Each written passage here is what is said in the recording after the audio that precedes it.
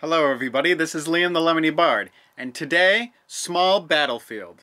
Actually, today we're going to talk about online, but I do want to address Small Battlefield because I think it's going to be legalized. The interesting question is what stage to get rid of, and a lot of people think the obvious answer is going to be the Pokemon Stadiums, either 1 or 2, depending on what rule set you're using. Sometimes it's more often going to be 2, but sometimes they use either or they use both. But a lot of people are saying they're not comparable, which to an extent is true, and I think that's fair, but I think a lot of people are going to be like, the structure is flat and 2 platforms, so there's going to be a lot of debate, I think, in the way of that. However, a lot of people want other stages to just get the kibosh on that. A lot of people want Lilat out as a result. A lot of people want Kalos out as a result. I really think it's going to be, at least at first, it's going to be very region dependent, very tournament dependent, until the ongoing situation is over and we come back to, in real life, tournaments, and big tournaments start to make big rule sets that a lot of people start paying attention to. I really think it's going to be kind of a mess. I do think Small Battlefield's going to be legal in most tournaments, though. Anyway, on to the main topic. Wi-Fi and online in general.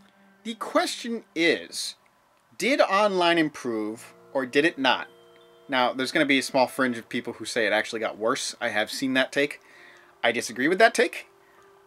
However, it's a really interesting discussion because you've been hearing a lot of, from top players and casual players alike, there's been a lot of discussion as to whether or not it feels the same or whether or not it's actually improved.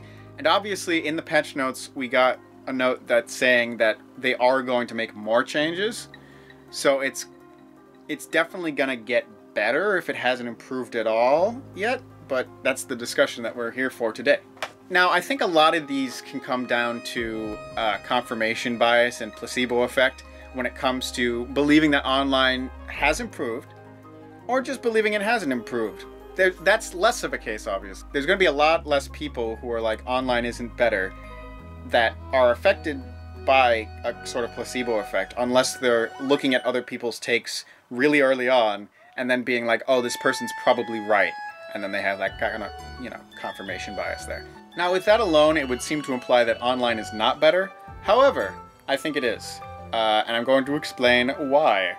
And just to make this clear, we're talking about responsiveness and lag when we're talking about this. We're not talking about the option to add in Small Battlefield, even though that is great. And we're not talking about other aesthetic changes, like adding music into the main Smash original stages, which, again, great change, but that's not what we're talking about. We're talking about lag. Smash Ultimate runs on a delay-based netcode, which means that any time you put in an input, it's going to take a while to come out because it has to communicate with the other person that you're fighting against, and then communicate with you again to confirm that that happened.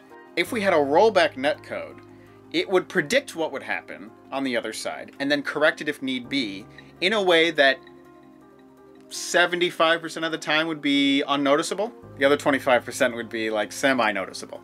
And, there's going to be the small amount that's really obvious. Unfortunately for us Smash Ultimate players, we're not going to see a rollback netcode. I do not think, ever. That's because rollback netcode by itself is a little difficult to implement, and that's when you consider it when you're developing your base game. Obviously, Smash was not based around a rollback netcode. Or obviously, if it was, which, there's no chance, then it was later scrapped for something much easier to implement, but I don't see that as a possibility, honestly. So we're gonna have to work with this delay-based netcode. Now, did they improve it? A lot of people would argue no, and a lot of people would argue yes. And I already talked about the confirmation bias thing, but let me tell you why I do think it was improved. Now, the biggest problem with delay-based netcode is that it's going to be extremely dependent on individual people's connections. So if you're playing wired to an Ethernet adapter, but the other person's playing on a potato, then you're not gonna have a good connection regardless. So with that out of the way, there's gonna be times where it might feel like the worst connection you've ever had on Ultimate. With that said, from my personal experiences, from experiences of others, and from a few examples I have, I would like to posit that it is in fact improved. So let me get right into it. Of course, when I first started the game and booted it up, my connection was really good. I didn't have any laggy matches, and I could have just gotten very lucky. When I did have a laggy match, the first time I had a laggy match since this update, there was a lot less sputtering of, you know, how it'll kind of jerk forward. And it was a lot more stop, keep going, and then it would keep going for a while, and then stop, keep going. I think that by itself might suggest evidence of them improving the way that the netcode works. Not necessarily improving the netcode itself, but improving the way that it transfers data. That's a very small example, and I'm not necessarily an expert on netcode by any means. I know a little bit about it, but not as much as I would like. However, if you will look at this tweet that I will put up on screen, you will see that there's evidence that it was greatly improved when spectating a 1v1 match in a stadium setting. Now, that's great if true, but that doesn't necessarily translate over to quick play. But I'd like to bring back one more example that again is just an experience-based thing, so it's going to be a little speculative, but it's something that has never happened to me in a match in Smash Ultimate until this update. So sometimes when you have a laggy thing in any game, and Smash is no exception, the sort of countdowns that they do to begin a match, sometimes the sound and visuals won't match up.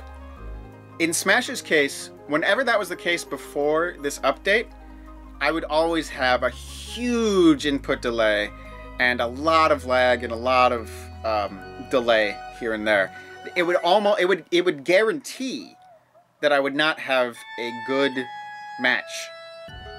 It would guarantee that I would have a match with a really bad connection that just was very unresponsive. However, after this update, I did have one of those matches that started that way. So of course I expected it to be a pretty bad match. I expected it to be very laggy, and it's like, alright, even if they did improve it, this is going to be a pretty bad match. But it wasn't.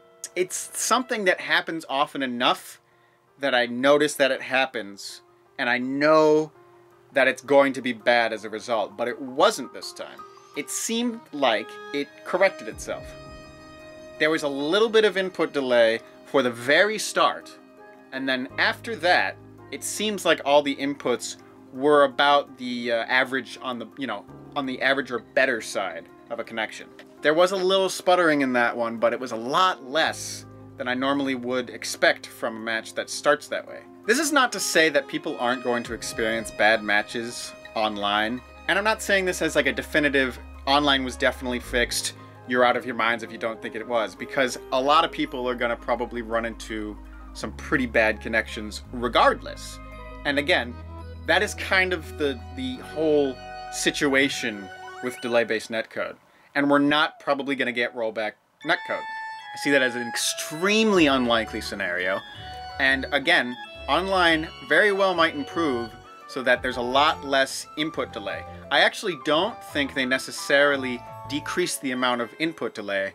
I just think they make it more consistently on the better side of things. Again, a lot of this video is speculative, but I think I bring up some good points. I think I bring some good evidence forward. And I don't think it's just hearsay or placebo effect. I really don't. And don't get me wrong, I think people are overhyping how much better it is. I think they need to do a lot more. But I do think it's improved. Anyway, thank you all so much for watching. If you're new to the channel, you can like and subscribe and hit the bell.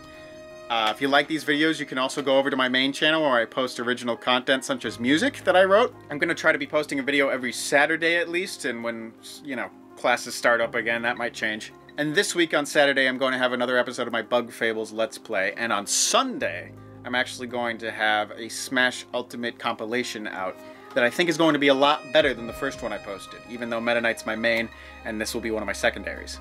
Or perhaps I should say secondaries, huh? Hint, hint. Anyway, thanks again. Like and subscribe if you enjoyed the video, and I hope you're all staying safe and healthy. I love you, my lemon bars. I'll see you in the next video. Bye-bye.